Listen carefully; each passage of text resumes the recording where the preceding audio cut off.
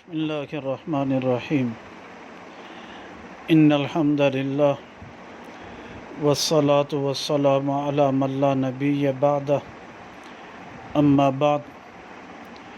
عقیدہ ختم نبوت کے بارے میں حدیث نمبر 142 بیان کی جا رہی ہے۔ یہ حدیث مبارکہ المعجم الکبیر جلد نمبر 4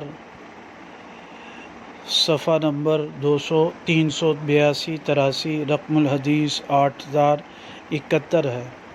راوی اس کے حضرت ضحاک بن زمر جوہنی رضی اللہ تعالیٰ عنہ ہیں۔ وہ فرماتے ہیں کہ نبی پاک صلی اللہ علیہ وسلم نے فرمایا، اس طویل حدیث مبارکہ میں یہ الفاظ ہیں: وَأَمَّا الْمِنبَرُ الَّذِي رَأَيْتَ فِيهِ 7 درجات، مایا وہ ممبر جس میں تو نے دیکھا 7 سیڑھیاں ہیں، وَأَنَا فِي أَعْلَى درجات، میں اس کے اعلیٰ سب سے اوپر والی سیڑھی میں ہوں۔